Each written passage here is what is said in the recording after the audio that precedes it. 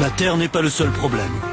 Israël s'approprie aussi l'eau des Palestiniens, en particulier dans la vallée du Jourdain. Le territoire représente un tiers de la Cisjordanie, et malgré les apparences, il est très riche en eau. 9000 colons juifs s'y sont implantés et contrôlent la grande majorité du territoire. Ils ont aussi un quasi-monopole sur l'eau pour leur consommation personnelle et pour leurs grandes exploitations agricoles. Exemple flagrant, Bardala. Ce village palestinien vivait de l'agriculture avant l'arrivée des colons en 1967. Aujourd'hui, sa production agricole a chuté de 70%, faute d'eau. L'ancien maire se souvient pourtant d'un village prospère. Voilà très clairement la raison de notre malheur à Bardala. Ce sont ces pompes à eau qui nous ont apporté la pauvreté. Pour construire ça, ils ont fermé 3 de nos puits. C'est à cause de ça qu'aujourd'hui, nous n'avons presque plus d'agriculture, alors que mon père plantait 7 sortes de pommes. Ça, c'est la raison pour laquelle notre terre aujourd'hui ressemble à un désert. Il n'y a plus d'eau pour l'arroser. Autrefois, une rivière coulait au milieu du village. Mais aujourd'hui, pour boire de l'eau, il faut l'acheter à la compagnie d'eau israélienne. Pour l'agriculture, c'est pareil. On ne peut l'acheter qu'en quantité limitée et ça diminue d'année en année. Si vous voulez savoir où est la terre qui est restée aux Palestiniens et la terre qui a été confisquée par les colons, c'est très simple. Tout ce qui est vert est aux mains des colons, tout ce qui est désertique est à nous, les Palestiniens. Une des populations les plus touchées par le manque d'eau, les Bédouins. Ils ont dû renoncer à l'agriculture et se replier sur l'élevage de brebis et la production de fromage.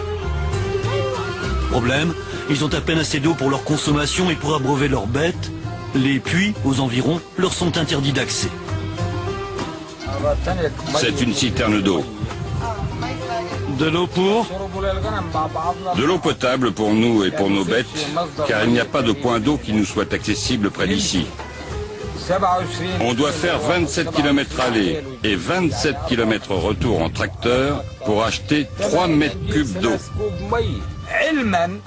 Pour votre information, le puits qui alimente nos terres n'est qu'à 1 km d'ici, mais il sert uniquement aux colonies et à leurs plantations. Il y a tellement d'eau ici que ça pourrait alimenter toute la région alentour. Mais ils refusent qu'on y accède.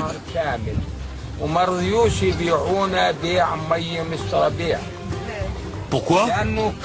Ils veulent qu'on parte pour prendre nos terres et y installer des colonies. À 1 kilomètre du campement, la station de pompage israélienne dont les Bédouins ne peuvent pas profiter. Regarde, l'eau est là, tu l'entends? Ça chante dans nos oreilles. Mais moi et mes enfants, on n'a pas le droit de la boire.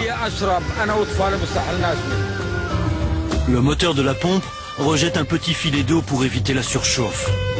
Et de ce filet d'eau naît un miracle, en plein désert. Ici, il y a un peu d'eau et l'herbe pousse. S'il y avait plus d'eau, toute la terre serait verte comme ça. Donc ce n'est pas un désert ici en fait. C'est un désert par manque d'eau. C'est ce que veut Israël avec sa politique. Nous, on a un désert dont on ne peut rien tirer, et eux, ils prennent l'eau et ils en font un paradis. En plus des colons dans la vallée du Jourdain, il y a aussi des zones de tir pour l'armée et des réserves naturelles contrôlées par Israël. Aux Palestiniens, on rationne l'eau et on interdit de construire. Beaucoup se découragent. Ils étaient 300 000 en 1967, ils ne sont plus que 80 000 aujourd'hui.